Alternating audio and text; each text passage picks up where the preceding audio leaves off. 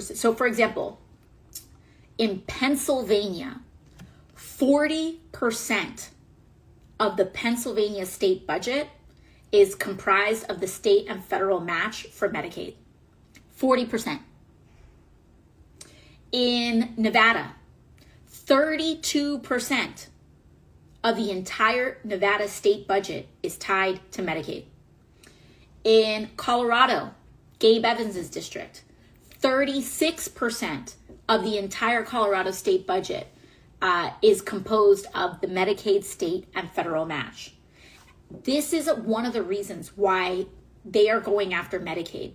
Because if you go after Medicaid, you start an entire domino effect on state budgets.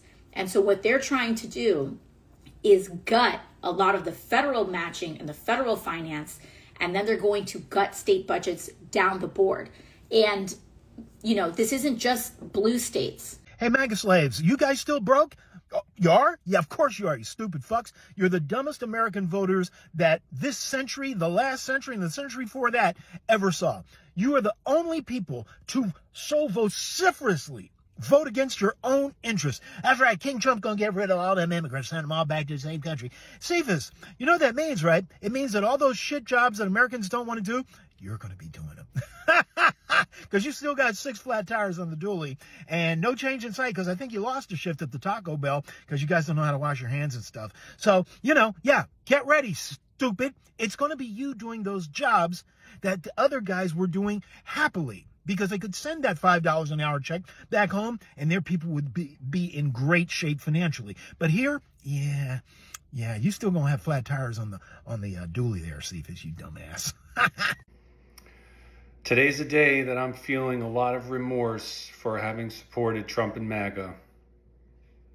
Hey everybody, Rich here, Leaving MAGA at leavingmaga.org. Let me preface by saying that I am not making this video to elicit any sympathy or any pity from anyone, but it's just, it's one of these days that it's a stark reminder to me about the remorse, regret, and some of the guilt that I feel over having supported Trump and MAGA, not just as a mere voter, but someone who was an activist, who was a pundit, who worked on the Trump campaign, who donated to the Trump campaign, someone who was an unapologetic and public Trump and MAGA supporter as I was. And as the president threatens war crimes and probably nuclear war, it's just a reminder for me that I made a mistake, and I would ask all of you out there who right now have MAGA friends and relatives, I think a lot of them are starting to feel some regret. I think a lot of them are starting to privately and quietly have their own doubts, their own confusion, maybe questioning their beliefs. Maybe they're feeling a little bit guilt themselves about having supported Trump. It's just, today's the kind of day that, you know, it makes me think that I once supported the Republican Party, and perhaps it's cynical of me to say this, but the Republican Party will not do anything to Trump. Trump knows that. When I was in MAGA, it was a fantasy of ours to kill off the GOP and remake it and transform it into a MAGA party. And I think if it means holding on the power, the Republican Party would let the country burn down to the ground and rule over its ashes. And I don't think that would be too steep a price to pay in the minds of the Republican Party. So reach out to your MAGA friends and family today. See how they're feeling. Ask them if they're having any doubts. Are they questioning what they're seeing? I believe many in MAGA, if not most, know that something is amiss in the country right now. Make sure you're following us at our socials. Make sure you subscribe to our newsletter at leavingmaga.org. You can get information on our support group, which is tonight at 7 p.m. It's online. It's for friends and family of those who are in MAGA, and also information on my memoir, One Betrayal Too Many. As always, appreciate you watching. Thanks so much for your support, everyone. So I told my in-laws that I have left MAGA and I'm a leftist now.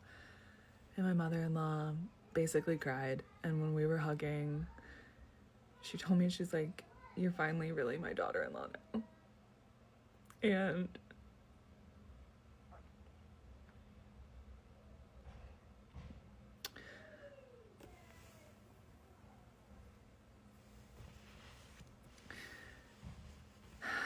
I get that.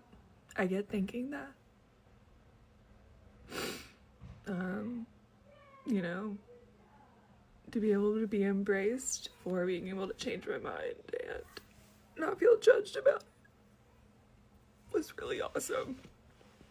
So if you are contemplating leaving MAGA and you're scared to tell people, yes, it's scary, there's fear around it, but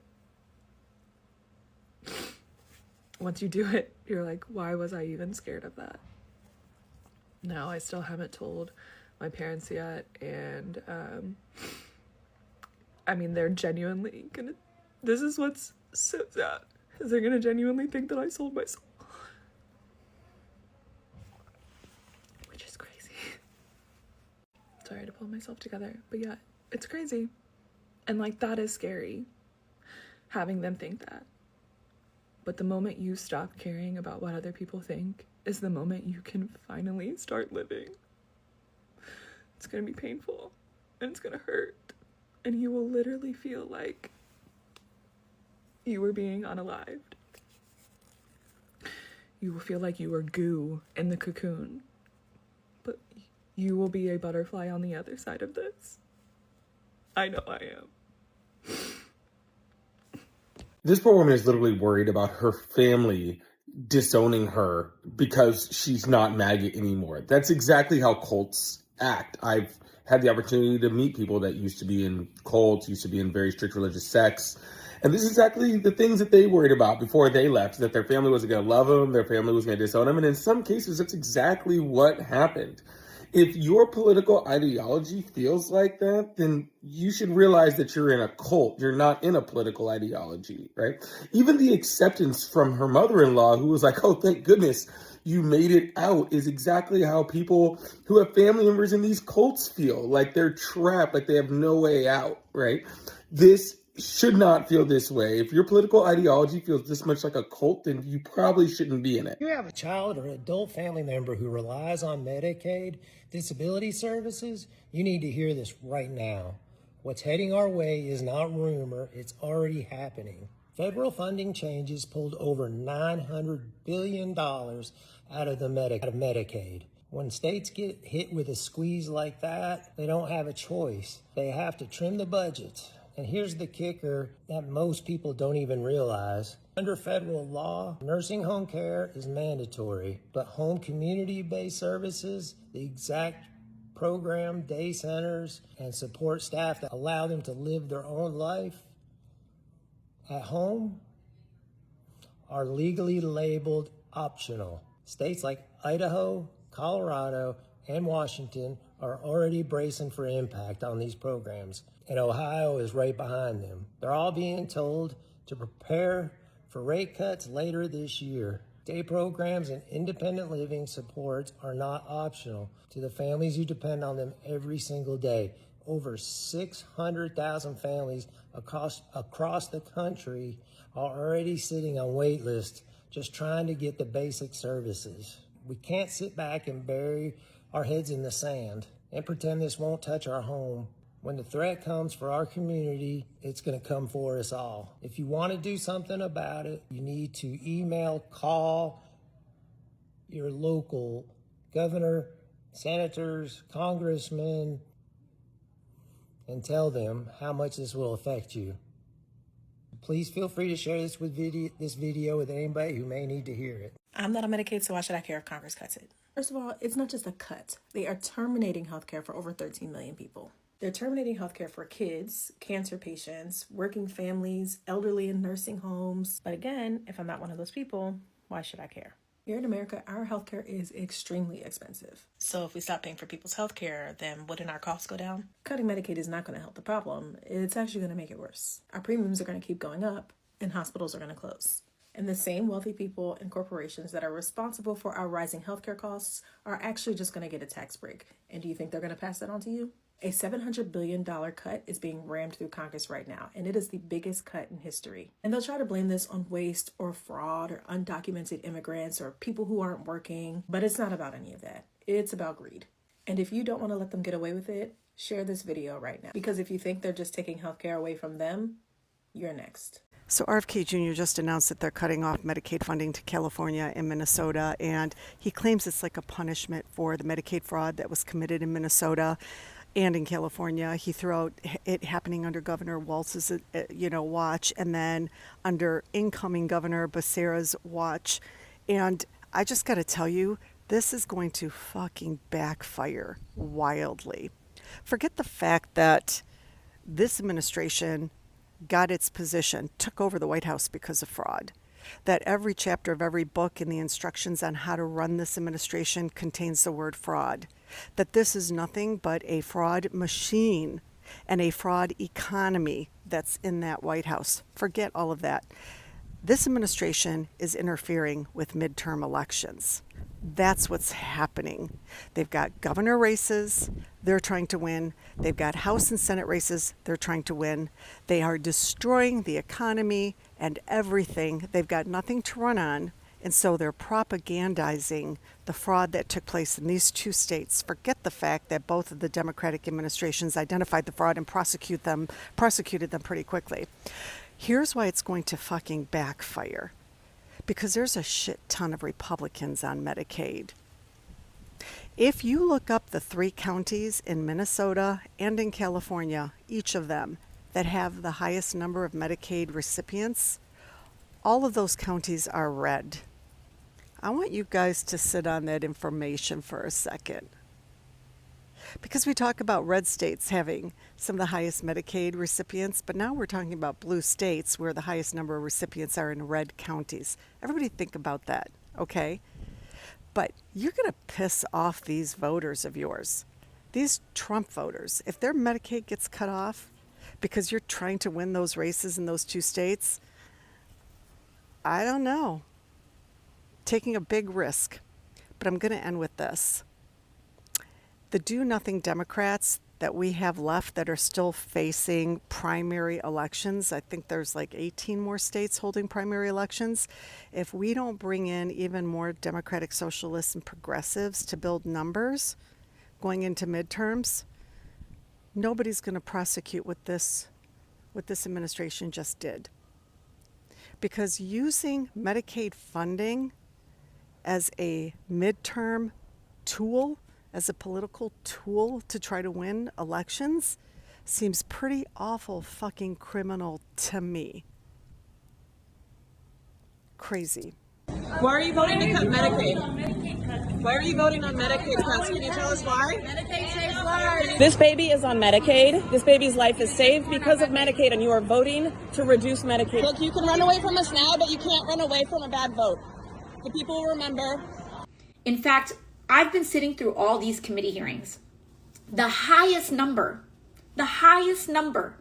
that the Republican Party has advanced forward in terms of what can be attributed to quote unquote waste, fraud, and abuse. And mind you, not a single investigation has been put in front of the Energy and Commerce Committee to back these numbers up. But the highest number they have is $50 billion.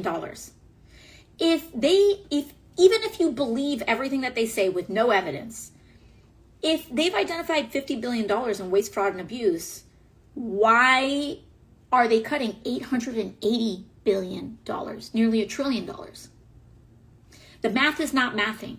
And the reason for it is because they have been assigned to find $880 billion because they are going to give $880 billion to billionaires. 2 billionaires in tax cuts. And so, again, I want you all, I looked into MAGA to try and figure out where they're coming from, since most people I know come from MAGA households. And honestly, it sounds good on the surface. But once you actually fact check it, let's just say the flag starts looking a little faded. First, let's talk about immigration and the border. MAGA says we're being invaded. Build a wall. Protect American jobs and safety. But here's the thing. Most undocumented immigrants don't even sneak across the border. They come legally and overstay visas. And study after study shows that immigrants commit less crime than US-born citizens. Now let's talk economy and trade. MAGA says Trump's tax cuts helped the economy and tariffs helped get jobs back. But reality says the 2017 tax cuts mostly helped billionaires and added trillions to the deficit. And those tariffs, They tanked US farms and raised prices at Walmart. So if your groceries cost more, think the trade wars. Moving on to energy and climate. MAGA says, drill baby drill, energy independence. But the US was already the top oil and gas producer. Like, we didn't need more drilling. Meanwhile, renewable energy is cheaper, growing faster, and creating new jobs. On to culture wars. MAGA says, we're protecting kids from woke indoctrination. We're pro-life. We're protecting the Second Amendment. Overturning Roe v. Wade took away rights the majority of Americans actually support. And most people, even people who own guns, want basic gun safety laws. So whose freedom are they really protecting? And last, let's talk about foreign policy and America first. MAGA says, why pay for NATO or Ukraine? Let's stop endless wars. America first. Sounds nice until you realize NATO keeps us out of wars by having allies. Pulling back leaves power vacuums for Russia and China. America first kinda turns into America alone. So yeah, on the surface, MAGA seems patriotic and simple. But dig a little deeper and the policies either don't add up, or they actually hurt the people they're promising to help. If you're gonna say America first, maybe start with the truth first. MAGA have been regretting their vote for Donald Trump, and there's nothing that brings me more joy than seeing these videos, because what the fuck did you think you were voting for? I just want to say I'm sorry I voted for him and I thought he was going to help folks like me. Now they done cut off my food stamps, my Medicaid, everything. I don't know how I'm going to eat or pay for my medicine.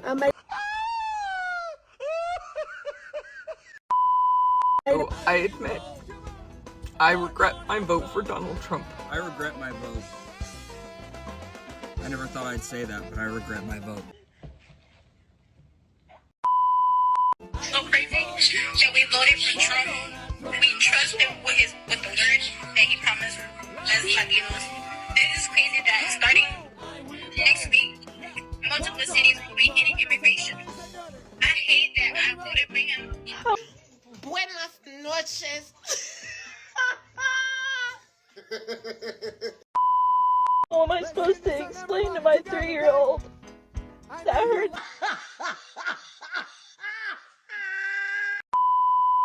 I'm a Latina who voted for Trump, and I am so sorry. My medication, it runs $20,000 a month without insurance. I make $800 a month. Oh, that will kill me. That would kill my friends. That would kill millions of people in this country if they lose their health care.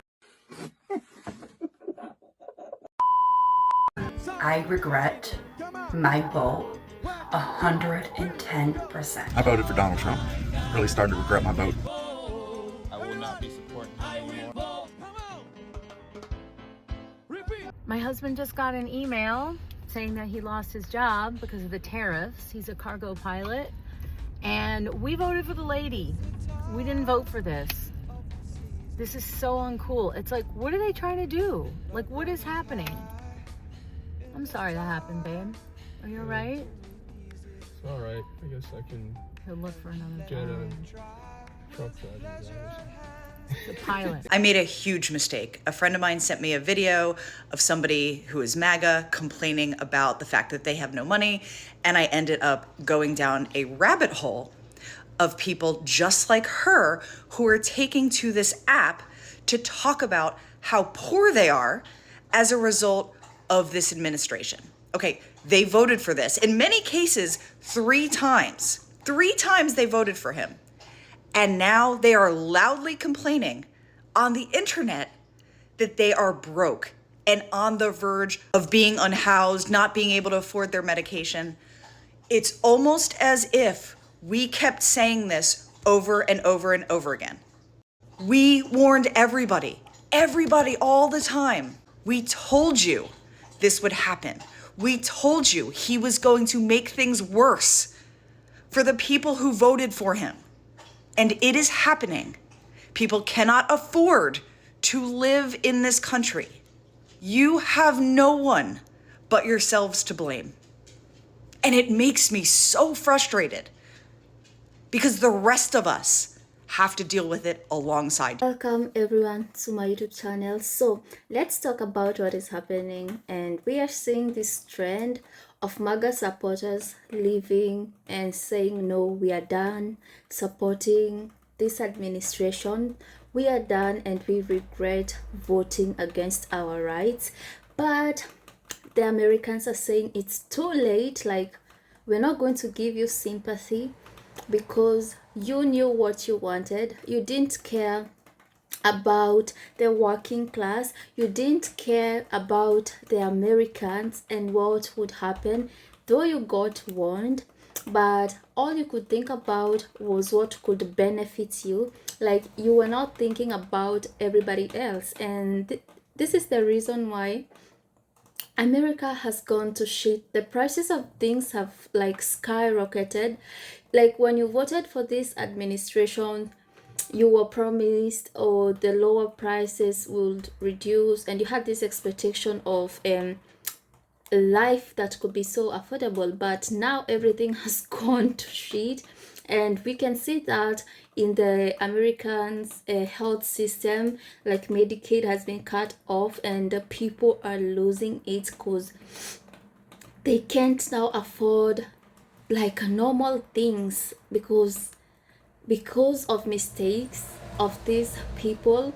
And when they come back and be like, no, we don't want to be Maga, they just want to be accepted and like nothing ever happened. And it's okay that they are so now they are going broke. You can see it even in their rural farms, like, because you can even see that they voted so that immigrants can be sent back, or they even voted for people like to people that don't even support women's rights at all, people that are making it hard for we as people to be able to just have a normal life, because you can barely afford anything at this time. But no one really saw that. Like, no Maga supporter cared about that. They only cared about their love for this person in the administration, but they didn't like look at the long time effect. They just wanted to see their person win, and he won. But what did he bring us? War in Iraq. Just war and prices of everything going high, life becoming like so unbearable.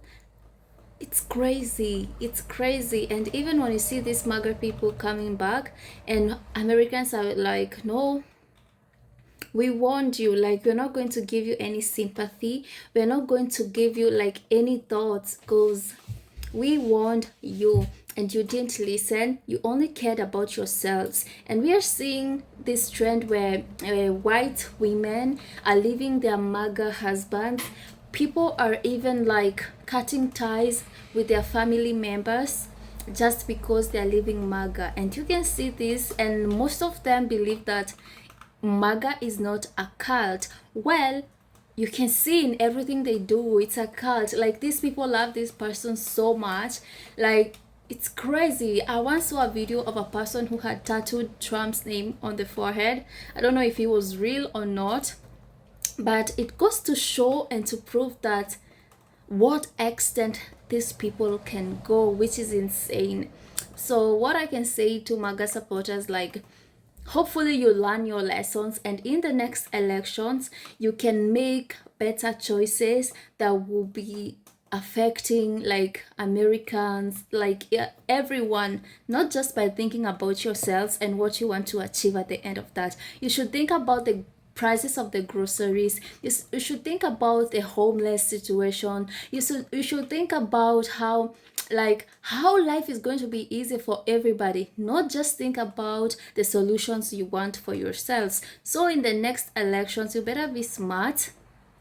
You better be smart and don't just go with the crowds. Just sit down and read between those policies. Oh, how is this, and then you can vote. Don't just vote because you love someone or because you think this person is just, he has to win, you know. So yeah, thank you so much for watching this video, and I hope to see you in my next video. So in order for you to see the next video, please consider subscribing, and don't forget to leave a comment telling me what you think about this video, and don't forget to give this video a thumbs up, and bye.